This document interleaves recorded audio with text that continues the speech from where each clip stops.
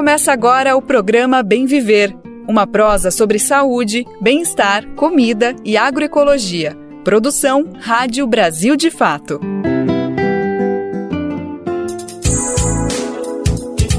E hoje é quarta-feira, dia 20 de março de 2024. Quem tá chegando por aqui é o Bem Viver, uma produção do Brasil de Fato. Eu sou o Lucas Weber, te acompanho nessa boa prosa que tá começando agora, nesse próximo papo de 1 hora, para atualizar tudo que tá acontecendo no Brasil e no mundo. Fala sobre agroecologia, alimentação, literatura, cultura e também sobre política. Vamos entender o que tá acontecendo no mundo dos negócios, no mundo do trabalho, vários assuntos importantes que a gente vai trazer os destaques a partir de agora.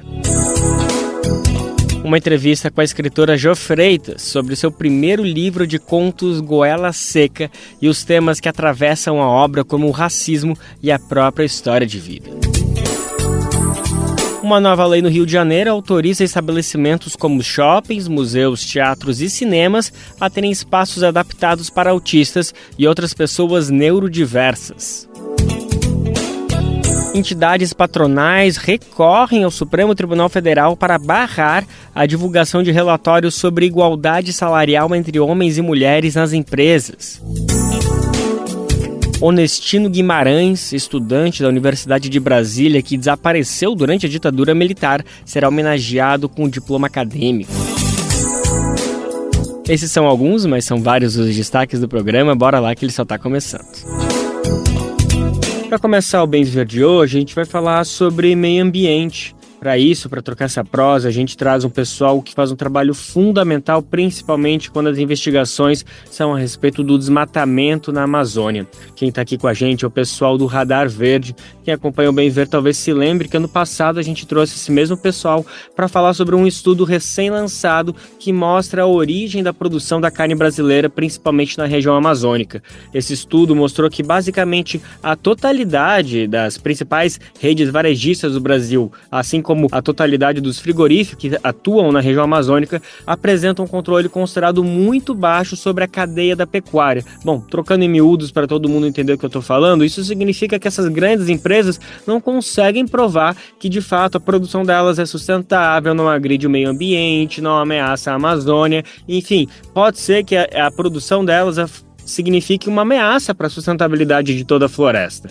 Bom, para atualizar um pouquinho mais como esse estudo vem acontecendo, outras questões que apareceram, eu trago agora aqui para o programa e cumprimento o Paulo Barreto, ele é coordenador do Radar Verde, engenheiro florestal, mestre em ciências florestais pela Universidade de Yale, nos Estados Unidos, além de cofundador e pesquisador associado ao Amazon. Então, antes de tudo, Paulo, muito obrigado pela disponibilidade, vai ser um prazer falar com o senhor, viu, amigo? Obrigado pela oportunidade, Lucas. Maravilha. Paulo, eu acho que para começar a nossa conversa, ia ser bacana se o senhor falasse um pouquinho mais que estudo é esse que o Radar Verde fez, que números são esses que vocês trazem que mostra que é tão preocupante a maneira que a carne brasileira é produzida aqui. O estudo foca na Amazônia e lá tem cerca de 40% quase do rebanho bovino do Brasil e da área que está desmatada na região, ali quase 90% são pastos, né? Então, é a grande atividade ligada ali ao desmatamento, à produção de gado.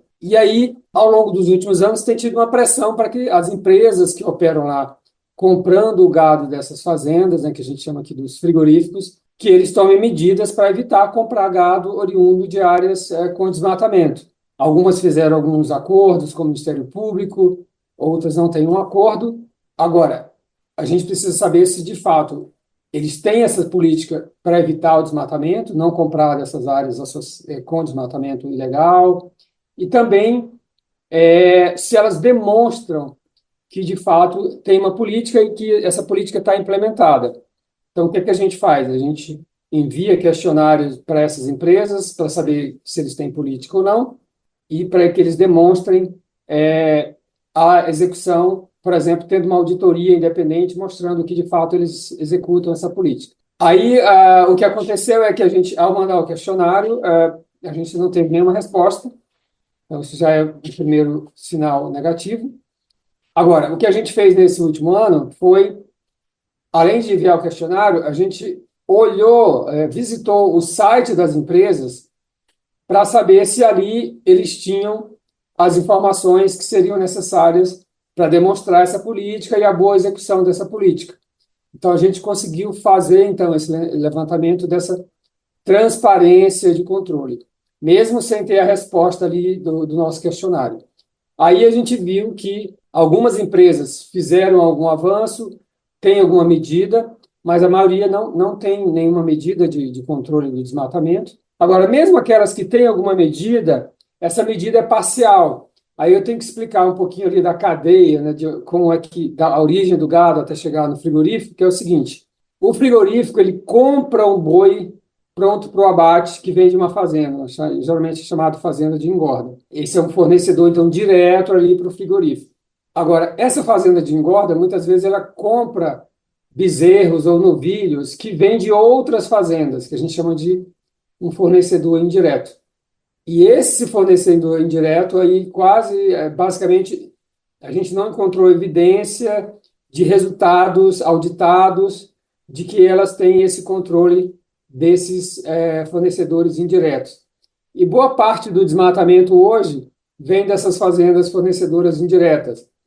Então, tem uma parte ali que a gente chama ali a cadeia de suprimento, que ainda tem um buraco lá de atividade mesmo, de controle, e isso permite ainda que faz com que o gado que acaba chegando lá no frigorífico, ele tem uma origem ali, uma parte da vida dele teve alimentação em pastos com desmatamento. Ótimo, Paulo. Foi muito importante o senhor trazer já essa introdução para a gente entender melhor qual que é o objetivo desse estudo. E eu acho que agora todo mundo consegue ver como vocês se esforçaram ao máximo para saber tudo o que está acontecendo, para investigar essa situação, e as empresas parecem que não estão nem um pouco interessadas em mostrar se estão fazendo direitinho ou não estão fazendo direitinho. Paulo, e uma das empresas, pelo que eu entendi, que vocês monitoraram, enviaram questionamento, deram direito de resposta, é a JBS, e a gente tem percebido que eles estão com o movimento de entrar no capital estrangeiro, especialmente na Bolsa Estadunidense de Valores. Vocês estão monitorando esse movimento da JBS, né, Paulo? O que ele pode significar? É algo que preocupa? A JBS ela já tem investimento estrangeiro de crédito e outros mecanismos, mas agora eles estão buscando uma listagem na Bolsa de Valores de Nova York. O que significa isso, né? Eles poderiam estar lá na lista e aí os vários investidores vão ter acesso, eles podem comprar. Estar nessa Bolsa, ela tem um significado bem importante, que é como um selo de qualidade, tá? Quando você suas ações são listadas ali, significa que você tem alguns indicadores importantes que é chamado de governança, de qualidade da gestão, tá? E quando a empresa entra nessa listagem, das coisas que é esperado que aconteça é a chamada melhoria do valor da empresa. E aí isso é um aspecto que é bem importante. Você pode ter uma empresa aqui que é lucrativa, mas as pessoas olharam assim, bom, essa empresa talvez não é muito confiável, não está na Bolsa de Nova York, por exemplo. Agora, se ela entra na Bolsa de Nova York, aí alguns investidores vão dizer, então eles passaram por um crivo de qualidade, é uma empresa que tem uma boa gestão, então eu posso investir nessa empresa, tá? Então, esse selo de qualidade para estar ali na Bolsa, ela torna a empresa mais com um valor mais alto, e assim, para os proprietários de ações e tal, já aqui no Brasil, e os controladores, seria um passo muito importante de valorização ali da empresa.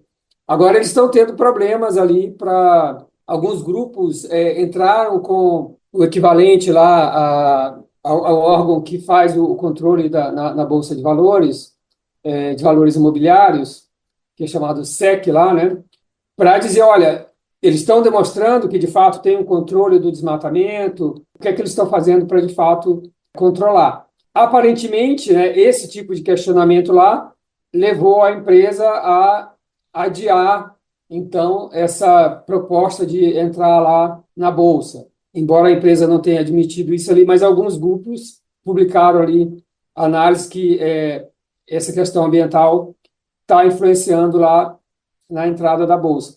E ontem saiu uma notícia que é bem relevante, que é a promotoria do Estado de Nova York entrou com uma ação contra a JBS, acusando a empresa de fazer o que é chamado ali de lavagem verde, né, que fez promessas, por exemplo, de que vão zerar suas emissões de gás carbônico, gases de efeito estufa, sem ter ali as evidências adequadas de que, de fato, a empresa está seguindo isso. A associação com o desmatamento na Amazônia é um desses fatores, né? Porque já que a empresa compra gado de áreas que têm desmatamento, o desmatamento causa bastante emissões, além de outras questões. Então, esse aspecto que já estava sendo questionado ali na Bolsa, mais essa ação iniciada ontem da promotoria ali de Nova York, mostra ali uma dificuldade, como esses aspectos ambientais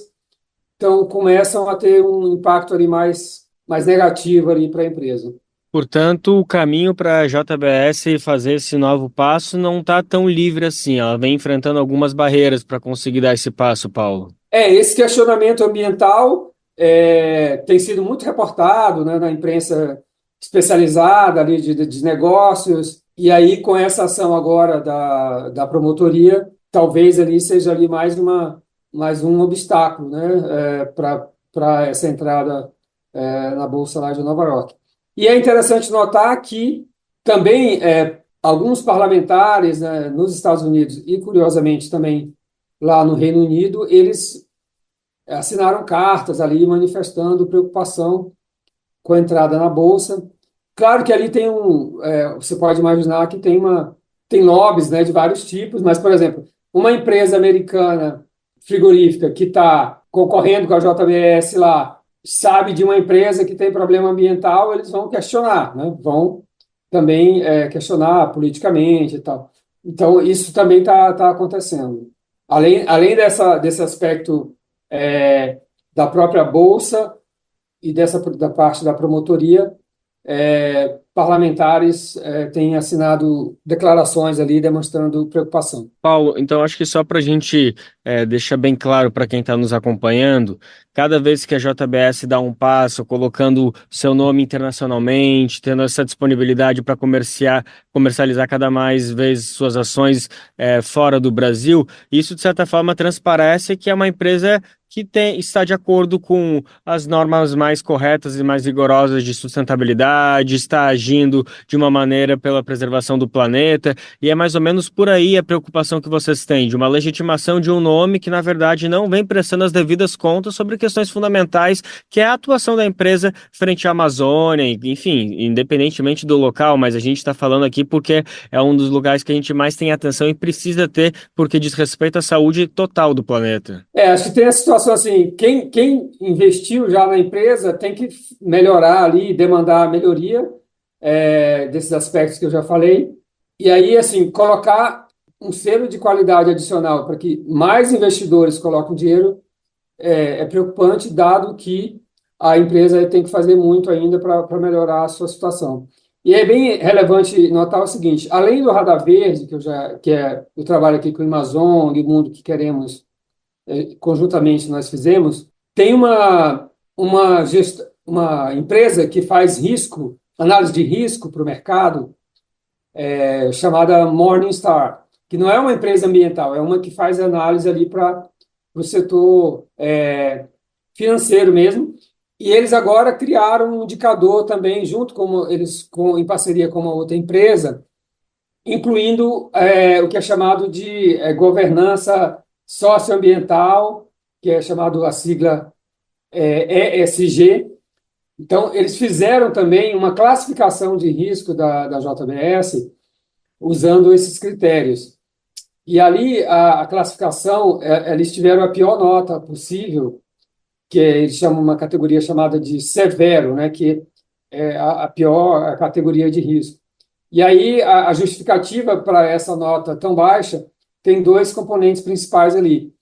Um que eles chamam de governança, por causa do histórico ali das ações de corrupção que aconteceram ali no passado com a JBS, e também os aspectos ambientais. Então, tanto esse aspecto de governança mais geral, quanto esse aspecto ambiental, eles fizeram com que a nota dessa agência de risco fosse muito ruim. Paulo, a gente está falando de coisas assim que talvez quem esteja nos acompanhando esteja achando que é tudo sim muito mega, muito fora da realidade, a JBS, a Bolsa de Valores dos Estados Unidos, que são coisas que tudo bem que a gente tem que se importar, que a gente tem que ter atenção, mas talvez pareça um pouco distante da nossa realidade. A gente pode pensar, bom, que a justiça lide com essas questões e depois a gente possa saber o que fazer.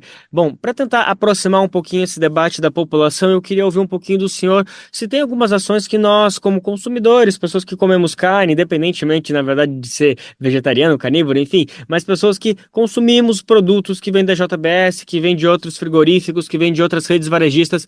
É possível algumas medidas práticas para a gente, pelo menos, entender da onde está vindo a carne que a gente consome? Tem uma maneira de aproximar um pouquinho essa cadeia que é tão distante, parece tão fora da nossa realidade, mas que é algo que diz respeito ao nosso cotidiano, né, Paulo? Sim. O que a gente procurou fazer ali com o Radar Verde é justamente dar essa ferramenta para que as pessoas tenham acesso, dizer, bom, quais são as empresas ali que estão fazendo o melhor e comparar com outras, né? É um assunto que pode ser um pouco difícil, porque geralmente a pessoa vai no açougue ou no supermercado para saber o que para comprar ali a carne, né? Ele não tem uma direção ali, uma relação direta com o frigorífico, mas ela tem ali com o supermercado. Agora, o que a gente fez no nosso trabalho, a gente também classificou se os supermercados têm uma política contra desmatamento, evitando comprar desses frigoríficos que podem estar associados ao desmatamento. Então, também essa área a gente acabou mostrando que poucas empresas ali de supermercado fazem, né, alguma coisa para essa verificação. Então, é uma área que tem muito a andar para melhorar. Então, assim, em termos de pressão, é importante ali, por exemplo, os frigoríficos e os supermercados, eles têm ali sites, né, de relação com os consumidores.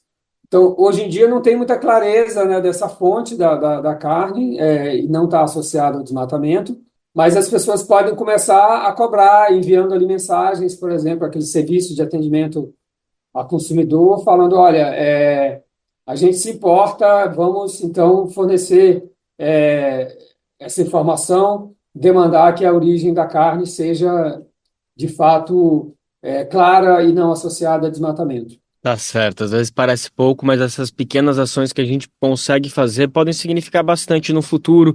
Claro que o que a gente cobra é que as autoridades, principalmente o governo brasileiro, mas não só o brasileiro, como a gente está vendo, é uma questão de assuntos internacionais, que todas essas autoridades tomem as rédeas dessa situação e cobrem que essas empresas respondam e tenham, sim, responsabilidade por tudo que estão fazendo, para que a gente possa ter uma produção de qualquer tipo de alimento, mas que seja de acordo com as regras da natureza, seja sustentável.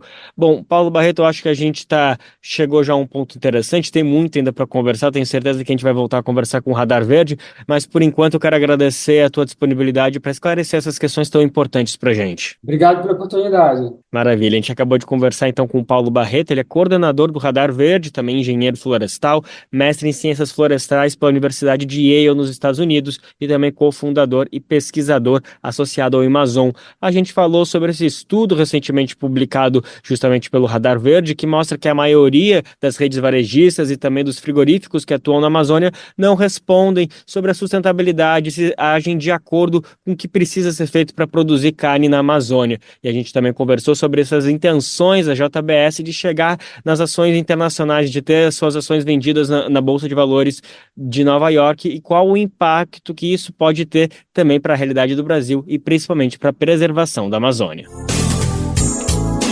O Brasil, de fato, procurou a JBS para saber sobre o posicionamento frente ao que foi apresentado na entrevista. Questionado se, de fato, a empresa pretende atuar na Bolsa de Valores de Nova York, eles confirmaram e afirmaram que tem um plano de dupla listagem no Brasil e nos Estados Unidos. Questionamos também sobre as práticas de sustentabilidade e nos foi enviado um link do site da empresa onde se pode encontrar todos os relatórios anuais de sustentabilidade. O link é jbs.com.br/ sustentabilidade. Por fim, a gente perguntou por que a empresa não respondeu ao relatório Radar Verde. A empresa disse que esta pergunta deveria ser feita à ABIEC, Associação Brasileira de Indústrias de Exportação de Carnes Industrializadas. A gente também lançou esse questionamento para a ABIEC e não tivemos resposta até agora.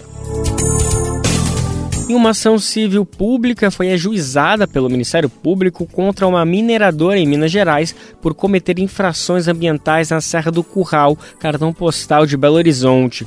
A ação pede a interrupção das operações da mineradora imediatamente, além de prever uma indenização. Vamos saber mais detalhes dessa situação. Quem está aqui para contar para a gente é Thalita Pires. O Ministério Público de Minas Gerais ajuizou uma ação civil pública contra a mineradora Floyers Global, que opera nas proximidades da Serra do Curral, na região metropolitana de Belo Horizonte. A empresa começou a operar de forma ilegal, sem licença, há cerca de 6 anos, e sua atividade foi regularizada a partir de um termo de ajustamento de conduta. Os promotores afirmam que a mineradora cometeu 17 infrações contra o meio ambiente e o interesse coletivo. Desta forma, pedem a interrupção imediata das operações e determinam o pagamento de uma indenização de R$30 milhões por danos ambientais e coletivos. O órgão também estipula multa de R$50 mil por dia em casos de descumprimento. A ação na Justiça pede que todos os procedimentos de licenciamento ambiental da mineradora sejam anulados e o complexo minerário seja desmontado. Em coletiva de imprensa, na manhã de segunda-feira, dia 18, o Ministério Público Mineiro anunciou a abertura de uma investigação contra o presidente da Associação de Mineradoras de Ferro do Brasil, o empresário João Alberto Paixão Lages, vinculado à empresa Floyers Global. Segundo o MP, ele teria enviado mensagens com ameaças à secretária de Meio Ambiente de Minas Gerais, Marília Mello. Uma notícia-crime foi oficializada e, desta forma, um inquérito criminal está em andamento na Polícia Civil. O Brasil de Fato Minas entrou em contato com a Floyers Global, mas não obteve resposta. Da Rádio Brasil de Fato, com informações da redação em Minas Gerais, locução Thalita Pires.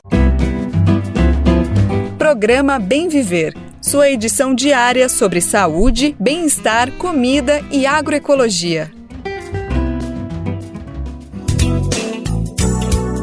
Bom, e para ninguém esquecer, a gente tem um encontro marcado de segunda a sexta-feira, sempre a partir das 11 horas da manhã, pelo rádio e também pelas principais plataformas de podcast. Você confere o nosso programa ali na aba rádio por meio das rádios parceiras também. Para quem está aqui em São Paulo, você pode ouvir o programa a partir das 11 horas da manhã pela nossa parceira Rádio Brasil Atual, a RBA. O dial é 98,9 FM. E para o mundo inteiro, a gente chega por meio da nossa rádio web, lá no site radiobrasildefato.com.br. Lembrando que também dá para ouvir a hora que você quiser no nosso site ou nas principais plataformas de podcast como Spotify, Deezer, iTunes e Google Podcast. Mudando de assunto, vamos falar agora de literatura brasileira. Jo Freitas é uma poeta, escritora e apresentadora, além de produtora baiana que mora em São Paulo há mais de 30 anos. No fim de 2023, a Jo lançou seu primeiro livro de contos chamado Goela Seca. O livro reúne 23 contos que retratam a infância, adolescência e vida adulta de uma protagonista negra que vive na periferia da Bahia. A obra é inspirada na própria trajetória de vida de Jo Freitas e narra os desafios de uma mulher negra de periferia de um estado nordestino que enfrenta ao longo da vida. A gente separou um trechinho dessa conversa com o nosso repórter José Eduardo Bernardes e a gente vai conferir agora. Como você falou, a gente está nesse mês de março, mês da luta, do Dia Internacional da Luta das Mulheres. Você falou muito sobre a dificuldade que você ainda enfrenta, que outras escritoras enfrentam. É um mês de celebrações, mas obviamente também de muita denúncia, de muitas chagas que são escancaradas e são é necessário que sejam faladas, que sejam expostas. As lutas travadas pelas mulheres negras, elas são distintas das lutas travadas por mulheres brancas. Há, obviamente, relações aí, mas há nuances que são muito mais complicadas. E acho que você já tem falado um pouco disso na tua fala, mas queria te perguntar de novo. O quanto você teve que lutar para poder optar pela escrita na tua vida? Eu diria que eu continuo lutando, para continuar permanecendo. Eu venho de uma história de mulheres na minha família que foram empregadas domésticas. E a questão não é ser empregada doméstica, a questão são as condições de trabalho no qual essas pessoas são obrigadas a aceitar. Aí a gente vai para um ponto em que isso se desdobra para outras funções, né? Entregadores, faxineiros. Então eu acho que... E o valor que se paga, né? Tem um valor também agregado do teu trabalho que é desvalorizado. Aí não importa a profissão, é o valor mesmo, né? Sim, não se pagam pessoas, se pagam coisas. E pensando nessa cultura que se pagam coisas e esquecem de pessoas, a gente vai distanciando um pouco dessas relações. Então, ser escritora hoje, mas ainda dentro de todo esse cenário que eu falei, não me isenta e não me tira da possibilidade de fazer a mesma função das mulheres da minha família. Eu tento e faço com que não. Né? A gente pegar a Preta Rara. A Preta Rara foi empregada doméstica, depois virou professora, a importância dos estudos também nisso, e aí agora está num lugar de visibilidade massa, e que traz esse lugar de fala das empregadas domésticas, e eu vejo que a minha história, eu não cheguei a ser empregada doméstica, mas exerci todas as outras funções, minoria, em que eles não pagam pessoas, pagam coisas. Mas é uma luta constante, de continuar. É uma coisa que eu digo, e é bem corriqueiro que eu posto nas minhas redes sociais, é que eu quero ser escritora, me deixem ser escritora. Porque, por mais que eu tenha esse título enquanto escritora, sobreviver enquanto esta pessoa que escreve é muito difícil, né? A Beatriz Nascimento, ela tem um poema que ela fala que quer ser escritora, que quer escrever, que quer ter tempo de escrever outras coisas, não só sobre luta, assim como a Carolina Maria de Jesus, que batalhou tanto, e uma das questões dela era que ela queria ser escritora, inclusive tem um livro póstumo dela falando sobre eu quero ser escritora, e a consciência dessas outras mulheres veio depois, porque eu falava isso, assim, meu Deus, eu quero ser escritora. Estou cansada de me desdobrar em tantas outras coisas para permanecer na cena. Para permanecer na cena, eu tenho que funcionar no mesmo ritmo que é esse mundo fast food, né? Fast, vai, tudo muito rápido. E eu acho que perde um pouco dessa qualidade de refletir o mundo nas suas poesias. De refletir sobre o outro no que a gente escreve. O Goela Seca, ele é um reflexo de uma sociedade em que expulsa pessoas do sertão nordestino, do Nordeste. Ele conta uma saga de uma transição do Nordeste que vai para a periferia de São Paulo. E eu quero também escrever sobre essa mulher negra que tem as suas conquistas. Tem um dos contos de Goela Seca que ele tem uma pegada um pouco mais poética, que eu não queria, minhas poesias, elas são afrontosas, elas estão ali, e eu falei assim, eu quero escrever algo um pouco mais poético, sabe, que traga a imaginação do leitor, mas é quase impossível não colocar esse lugar, esse ponto social. A Joana, ela está no estado infantil, né, tá na infância, ela é criança, e ela chega na casa da avó. Ela sempre ouviu da avó que tinha um galinheiro, né? E que precisaria uma galinha, um galo morrer de velhice, porque isso ia dar boa sorte para eles. E aí a Joana, ouvindo isso, as outras galinhas e galos, as galinhas davam água na boca, mas Jair e Janeca, que são a galinha e o galo protagonista ali, ela ia ter para sempre. Então, toda vez que ela voltasse para a avó, mesmo que demorasse, ia ter. E um dia ela chega no terreiro de barro, ali, amarronzado, umas pintinhas vermelhas, e ela acha bonito aquelas pintinhas vermelhas. A gente pensa na infância.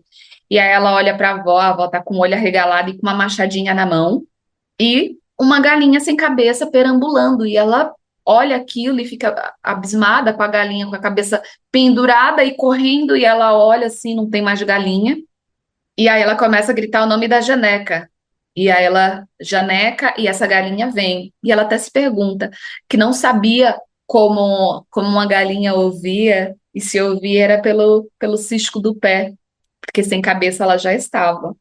Essa menina que tinha aproximadamente uns 8, 9 anos de idade, ela vê a inércia da avó, a avó era ótima, né? Artesã de uma galinha bem matada.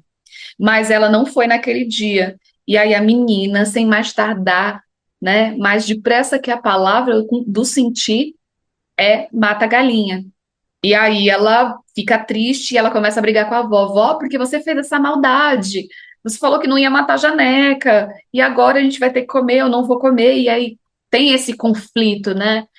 E o que eu trago nesse livro é que, numa perspectiva de uma criança que está revoltada, né, com a avó, e que foi lá e matou a galinha de maneira cruel, não cruel, mas necessária, porque ela estava sofrendo muito mais. Mas esse conto,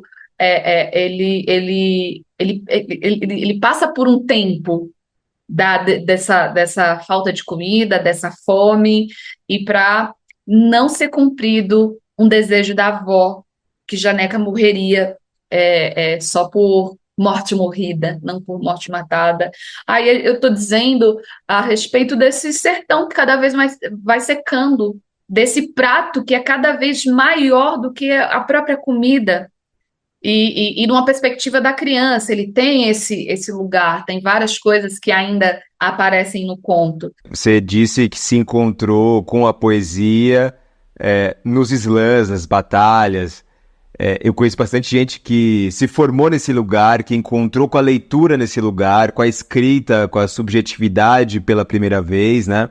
Como é que o slam te formou, te trouxe para esse mundo da magia da poesia? E ele tem, acho que, muito disso que você fala, dessa poesia mais aguerrida.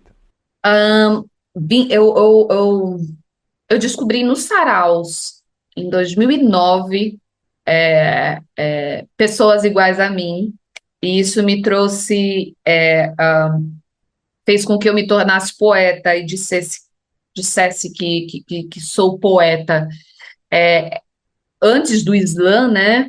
Assim como antes do sarau, houve tantas outras cenas literárias, mas antes do slam e de eu conhecer os slams, que veio para o Brasil mais recentemente, eram saraus que eram feitos em escolas de samba, bares, praças, ruas, todos os lugares alternativos.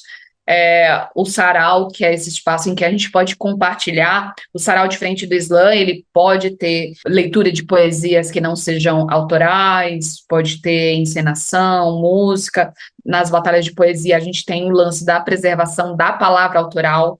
3 minutos tem que ser escrita por você. Essa perversidade do que é uma competição, e de ganhar nota por uma competição, por uma poesia, por uma performance. Isso traz lugares diferentes para mim, né? Ser criada nesse cenário, ele me fez ampliar um pouco o entendimento sobre sociedade, e eu sou totalmente cria de políticas públicas. Minha formação e essas políticas públicas, eu fui descobrindo os meus direitos e as possibilidades de estar, foram nos saraus.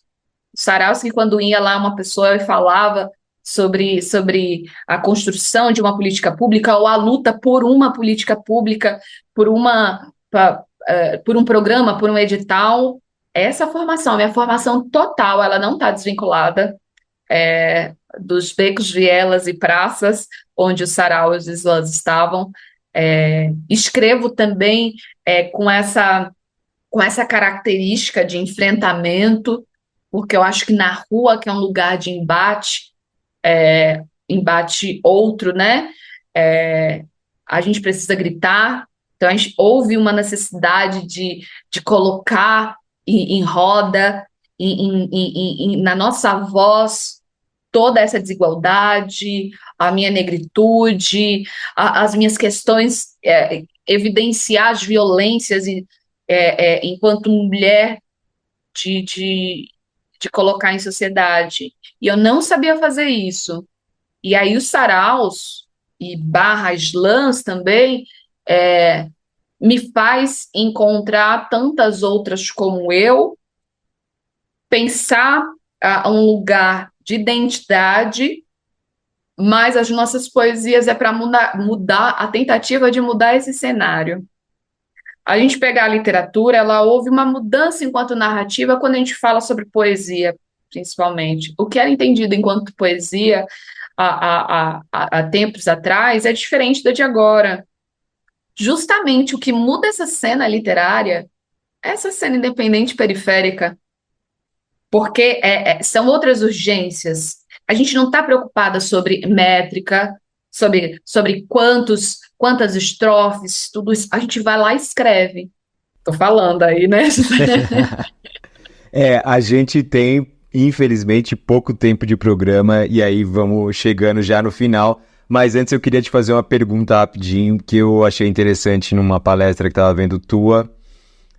Você se perguntando quem você seria se não fosse a poesia. E aí queria perguntar pra gente terminar, quem você seria, Jô, se não fosse a poesia? Na minha palestra do TEDx, eu respondo como sendo... Eu acho que eu nem respondo, na real. Eu acho que... não sei. A única certeza que eu tenho é que eu seria infeliz. Mas, não sei, eu acho que a construção do que eu faço enquanto poeta me deixa mais feliz. Eu não queria dizer outras coisas, porque, inclusive, eu não queria diminuir as outras funções que nos resta fazer, porque eu acho que tem pessoas, inclusive, que nem escolheram serem empregadas domésticas, serem diaristas. Enfim, eu acho que eu escrevo para responder isso constantemente. E já que a pauta é literatura, feita por mulheres negras, a gente vai falar agora da exposição sobre a escritora Carolina Maria de Jesus, organizada pela Biblioteca Nacional do Rio de Janeiro. A biblioteca conta com o maior acervo de obras da escritora em todo o estado. A exposição marca os 114 anos de Carolina Maria de Jesus, completados semana passada. Vamos saber mais detalhes agora na reportagem de Caroline Pessoa, da Rádio Agência Nacional. Carolina Maria de Jesus, conhecida pelo livro Quarto de Despejo, Diário de uma Favelada, completaria 110 anos agora em 2024. A autora tornou-se destaque pelo retrato de injustiças sociais e condições de vida precárias. Para mostrar um pouco mais da história de Carolina Jesus e celebrar a data, a Biblioteca Nacional do Rio de Janeiro, que reúne o maior acervo sobre a artista no estado, com 14 manuscritos, montou a exposição Homenagem a Carolina. Nela, o visitante pode conhecer um pouco mais da produção da autora. São 5 cadernos manuscritos contendo seus diários, romances e peças teatrais. Luciane Simões Medeiros, chefe da seção de manuscritos da biblioteca, explica como foram escolhidas as obras que estão na mostra. Foram selecionados 5 cadernos a partir de momentos diferentes da escrita da Carolina, cadernos também com materialidades diferentes que mostrassem um pouco dessa dificuldade dela, né, em conseguir esse material para a escrita. Então tem caderno pequeno, com brochura, formato brochura, caderno em espiral, de papéis diferentes. A mostra conta ainda com 2 fotos e 2 livros da escritora. Luciane reforça a importância da exposição. Pensar a Carolina em 2024, né, nesses 110 anos do seu nascimento, é a celebração dessa mulher negra, dessa mulher que passou por essas adversidades e que conseguiu registrar sua história assim, de uma maneira muito peculiar. A exposição Homenagem a Carolina fica em cartaz até o dia 5 de abril. A entrada é franca. Da Rádio Nacional no Rio de Janeiro, Carolina Pessoa. Bom, a gente ainda está no mês de março, né? Mês de luta das mulheres, mas tem uma notícia que, na verdade, não tem nada a ver com toda essa mobilização internacional. É que, na contramão das políticas de igualdade de gênero, entidades patronais recorreram ao STF, o Supremo Tribunal Federal, para impedir a divulgação de relatórios sobre a igualdade salarial entre homens e mulheres nas empresas, algo básico e muito necessário, né, gente? A divulgação está prevista na chamada de Lei de Igualdade Salarial, sancionada pelo governo Lula em julho do ano passado. E a cada 6 meses, então, empresas com 100 funcionários ou mais devem divulgar o relatório de transparência salarial e de critérios remuneratórios. Porém, as entidades patronais afirmam que a divulgação pode gerar danos à reputação das empresas. Ué, então é só fazer certinho, né, gente? É só cumprir a lei. Bom, vamos entender mais o que está acontecendo, o que é essa reivindicação das empresas, a reportagem de Rodrigo Gomes. A Confederação Nacional da Indústria e a Confederação Nacional do Comércio e Serviços já pediram 3 vezes ao Supremo Tribunal Federal que seja suspensa imediatamente a divulgação dos relatórios de transparência salarial. Essa é uma obrigação prevista na Lei de Igualdade Salarial para empresas com 100 funcionários ou mais. Pela lei, sancionada no ano passado, as empresas têm que informar ao Ministério do Trabalho, a cada 6 meses, os dados e critérios remuneratórios que adotam. A partir deles, a pasta vai produzir um relatório que deve ser divulgado nos canais oficiais das corporações, como site e redes sociais. Os pedidos foram feitos no âmbito de uma ação movida pelas entidades patronais em 12 de março, 4 dias após o Dia Internacional de Luta das Mulheres. As entidades questionam pontos da Lei de Igualdade Salarial, do decreto e da portaria que regulamentaram a aplicação da lei que foi sancionada no passado.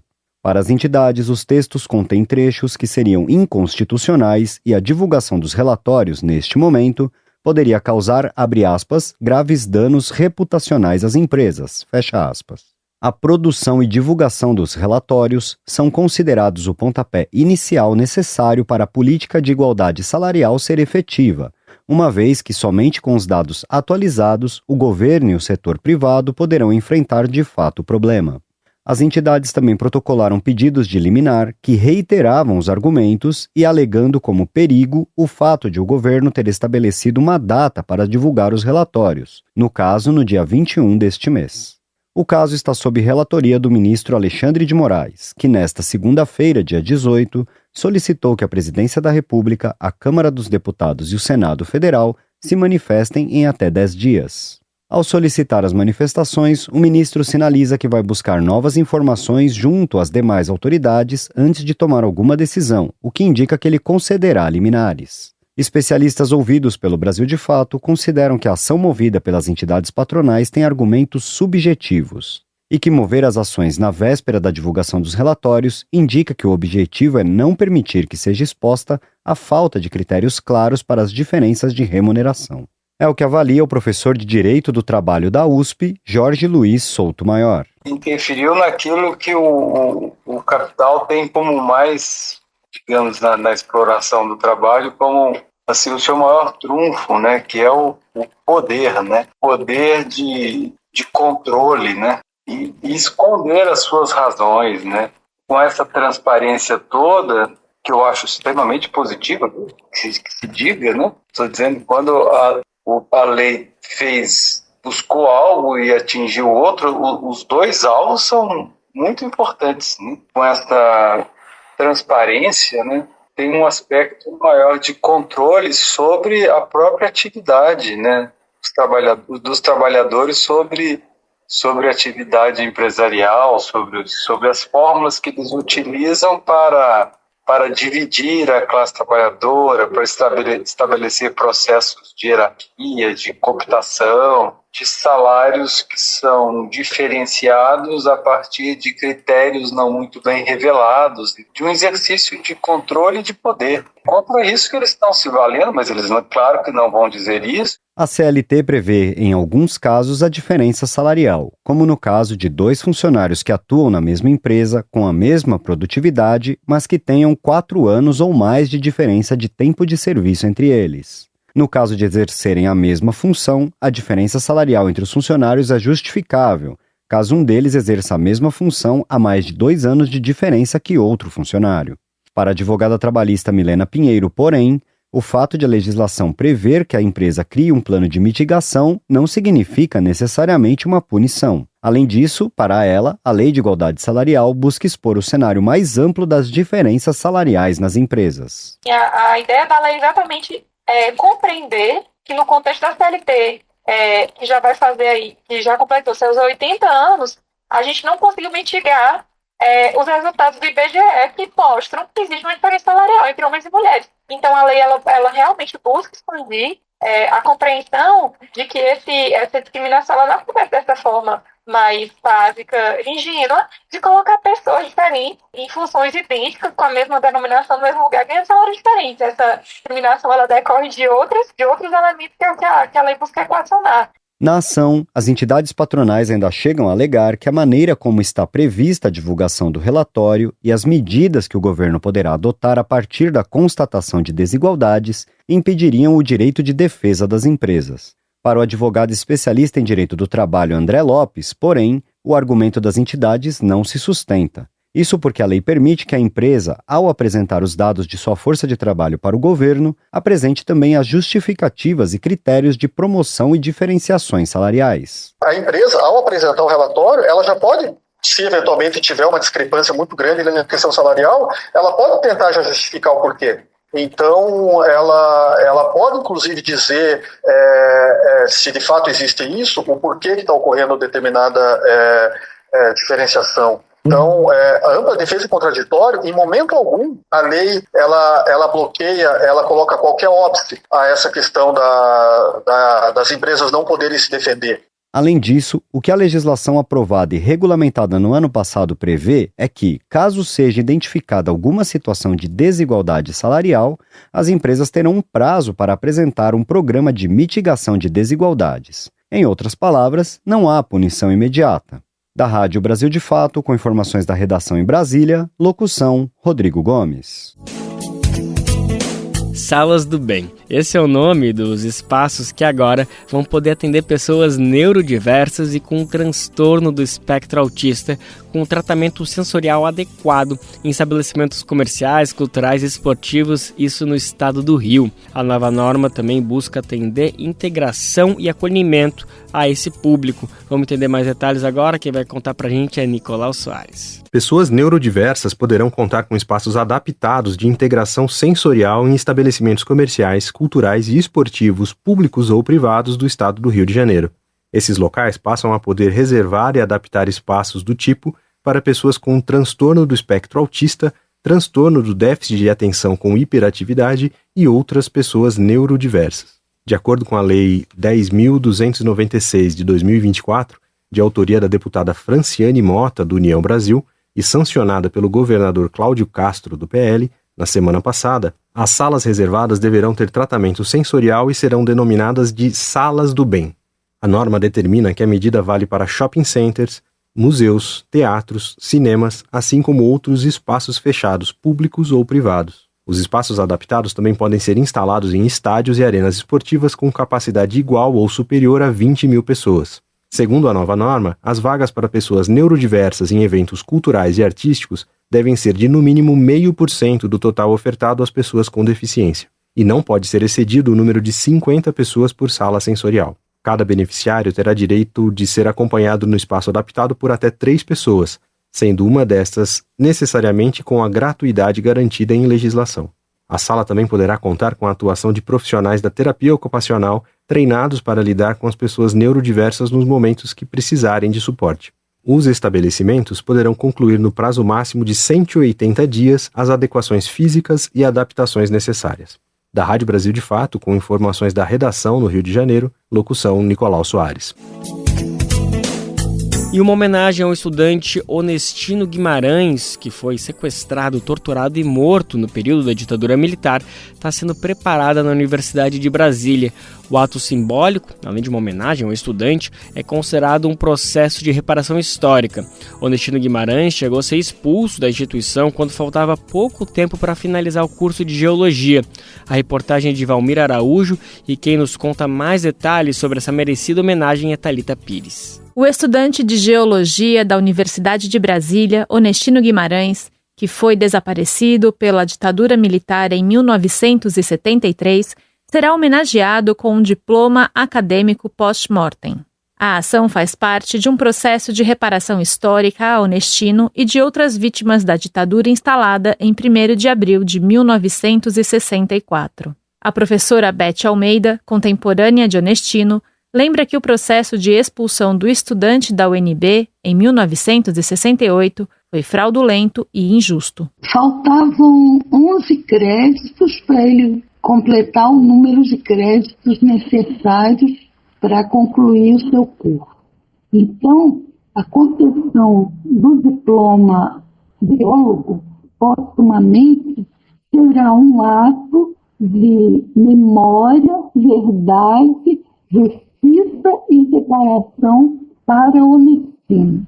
Beth, que estudou na UNB de 1967 a 68, depois se transferiu para a Universidade Federal do Rio de Janeiro e concluiu o curso de licenciatura em Química. Descreve Onestino como bom aluno que colocou a própria vida em segundo plano para enfrentar a ditadura. Onestino era um bom aluno, passou em primeiro lugar no vestibular da UNB em 1965, mas colocou seu projeto de lutar contra a ditadura militar no Brasil e pelo socialismo democrático acima de seus projetos pessoais. Beth Almeida é autora do livro Paixão de Onestino, um relato histórico sobre a trajetória violentamente interrompida quando o estudante foi sequestrado, torturado e morto. Segundo a autora, o livro aborda as circunstâncias da morte do estudante a partir do histórico de luta e a resistência dessa vítima da ditadura militar. Sua memória está viva em todos nós que convivemos com ele e nas pessoas que também conhecem a história dele, que foi uma história de grande luta e empenho pessoal na causa da democracia e do socialismo democrático no Brasil. Os trâmites para a concessão do diploma acadêmico pós-mortem a Onestino Guimarães foram discutidos em um encontro com dirigentes da UNB no dia 7 de março. Por sugestão da reitora da UNB, Márcia Abraão, a entrega do título deve ser feita no aniversário da UNB, 21 de abril. Onestino Guimarães nasceu em 28 de março de 1947 em Itaberaí, Goiás. Em 1965, foi aprovado em primeiro lugar no vestibular para Geologia da UNB. E em 1968, foi eleito presidente da Federação dos Estudantes da UNB, ano em que foi preso a partir da invasão militar na universidade e depois expulso da academia. Entre 1968 e 1973, Onestino viveu na clandestinidade, sendo sequestrado aos 26 anos e não sendo mais visto. A confirmação pública de sua morte só ocorreu em 1996, mas o corpo nunca foi encontrado. Da Rádio Brasil de Fato, com reportagem de Valmir Araújo em Brasília, locução Thalita Pires. Vamos falar agora de agroecologia, um evento para celebrar a tradição camponesa que envolve defender, cuidar e preservar sementes tradicionais consideradas verdadeiras heranças da sabedoria ancestral. A gente está falando da Festa da Semente Crioula, no Rio Grande do Sul. O evento reuniu centenas de camponeses e camponesas no último sábado, na cidade gaúcha de Seberi.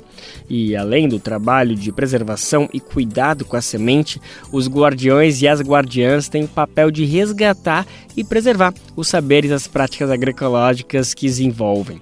A festa está na sua 7ª edição e já virou tradição. O evento mostra a riqueza da cultura camponesa no Rio Grande do Sul. Vamos saber mais detalhes agora? Quem conta pra gente é Rodrigo Gomes. Nem a onda de calor que chegou ao estado do Rio Grande do Sul foi impeditivo para que cerca de 2.000 pessoas comparecessem à cidade de Seberi, na região noroeste do estado, no último sábado, dia 16. A cidade foi palco da 7ª edição da Festa da Semente Crioula e da 2ª Feira da Economia Solidária, realizada pelo Movimento dos Pequenos Agricultores e das Pequenas Agricultoras e pela cooperativa Cooperbio. O evento recebeu camponeses, camponesas, movimentos populares e organizações vindas de 50 municípios de todas as regiões do Rio Grande do Sul, além de pessoas de outros estados e países como Argentina, Paraguai, Colômbia e Venezuela. A mobilização para fazer a festa começou a acontecer já na sexta-feira, dia 15, com a chegada do público. E no sábado pela manhã, as barracas da economia solidária começaram a dar mais cor ao local. Entre os expositores estava o casal de guardiões de sementes Marlene Padilha e Pedro Kungel, da cidade de Panambi. Guardião de semente desde a infância, Pedro, emocionado, explica que o trabalho é cuidar das sementes tradicionais, daquelas sementes do vovô e da vovó. É um guardião de semente, homens e mulheres, jovens. Hoje nós temos também grupos mirins, que resgatam, multiplicam e preservam sementes tradicionais, sementes saudáveis, sementes crioula, o guardião é um que cuida, que guarda, que é um sentinela de algo que está ameaçado, em extinção. Pedro destaca que no modelo atual da agricultura existe um equívoco caracterizado por um modelo tecnológico e totalmente à base de veneno. O guardião de semente hoje procura manter o resgate distante das lavouras com veneno. Então a gente faz as rocinhas no meio do mato. Hoje, inclusive, no mundo urbano, a gente também descobriu a agricultura familiar, distante do veneno. Tem muito terreno baldio que a gente faz uma parceria com o proprietário e a gente acaba mantendo limpo o terreno e estimula também, distribui sementes para outras famílias que também têm acesso a algum terreno baldio, onde possam plantar e tirar dali o seu sustento e comida de verdade, distante do veneno. A feira contou com a exposição de produtos indígenas, comidas e bebidas da agricultura familiar, distribuição de mudas de plantas e árvores, entre outras. Mas o ponto principal era o resgate dos valores culturais e alimentares, como explica a coordenadora do MPA, Luísa Pigozzi. Ela ressaltou que o trabalho com sementes crioulas preserva várias diversidades. E a gente pode demonstrar novamente a força do campesinato, de sua diversidade. Da diversidade de pessoas que vieram aqui com seus produtos agroecológicos de qualidade e também a grande diversidade de sementes, mais de 500 variedades de mudas e sementes crioulas que o pessoal trouxe para compartilhar aqui com a gente. A feira contou ainda com a exposição de projetos como Punk Pop, popularizando o uso de plantas alimentícias não convencionais, da Universidade Federal do Rio Grande. Jaqueline Durigon, uma das coordenadoras da iniciativa, disse que a ideia da exposição foi falar um pouco das plantas nativas para enriquecer e diversificar a agricultura familiar, assim como possibilitar ter feiras mais biodiversas. Então a gente está aqui mostrando vários alimentos da biodiversidade, preparos não convencionais, espécies não convencionais, para que o pessoal possa saber o que eu posso usar na minha propriedade, o que eu posso vender na minha feira, e a gente trocar também conhecimentos, lembranças, identidade do campo, né? A gente resgatar esses conhecimentos e essa identidade. Além do ato político, almoço farto e troca e bênção de sementes, a festa contou com diversas atrações artísticas e também com autoridades do governo federal, como o presidente da Conab, Edgar Preto, e o ministro do Desenvolvimento Agrário, Paulo Teixeira. Eles anunciaram que em abril deste ano, a companhia fará uma chamada para a compra de sementes crioulas dos pequenos agricultores para levá-las aos 4 cantos do país. Segundo Preto, o governo federal vai ampliar as compras públicas da agricultura familiar. Já o ministro do Desenvolvimento Agrário, Paulo Teixeira, afirmou que a preservação das sementes será compromisso do governo Lula. Hoje, cada vez mais, o desenvolvimento de sementes transgênicas tem levado a um controle das empresas sobre a produção e a diversidade de cultivos, e a ação do governo federal é fundamental para reverter a situação. Da Rádio Brasil de Fato, com reportagem de Fabiana Reinholz, de Porto Alegre, locução Rodrigo Gomes. Muito bom poder acompanhar notícias como essas que destacam o trabalho de pessoas que resistem para manter a riqueza genética dos alimentos tão importantes para a gente, para todo o Brasil, né? Os guardiões e guardiãs das sementes crioulas se multipliquem cada vez mais na defesa da agricultura familiar e camponesa. E a gente reforça aquele recadinho que nunca é demais lembrar, né? O nosso programa vai ao ar todos os dias, de segunda a sexta, e você pode retransmitir aí na sua rádio de graça, na sua rádio comunitária, na sua rádio regional. Vai ser um prazer, uma alegria imensa saber que o Bem Viver está chegando por aí. São dezenas de emissoras que estão com a gente nessa missão de colocar o Bem Viver para repercutir de norte a sul, leste a oeste do país. Então, se você tem interesse e disponibilidade, faz o seguinte, vai lá em radiobrasildefato.com.br e clique em como ser uma rádio parceira, que tem o caminho tutorial para você entrar junto com a gente nessa. Lembrando que o nosso programa também fica salvo no nosso site, lá em radiobrasildefato.com.br, e você pode ouvir também nas principais plataformas de podcast, como Spotify, Deezer, iTunes e Google Podcast.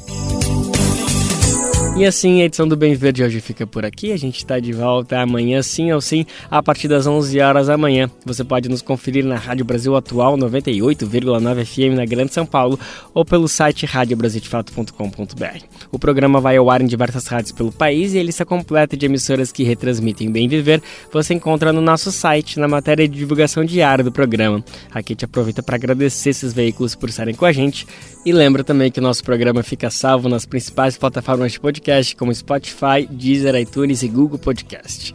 A apresentação deste programa foi de Lucas Weber, roteiro de Denise Salomão, edição e produção de Mariana Lemos, Aniel Lamir e Douglas Matos, trabalhos técnicos de Lua Gattinoni, Edson Oliveira e André Paroche, coordenação de Rádio e TV Monize Ravena, diretora de programas de áudio Camila Salmásio, direção executiva Nina Fidelis, apoio toda a equipe de jornalismo do Brasil de Fato. Você ouviu o programa Bem Viver, uma prosa sobre saúde, bem-estar, comida e agroecologia. Produção Rádio Brasil de Fato.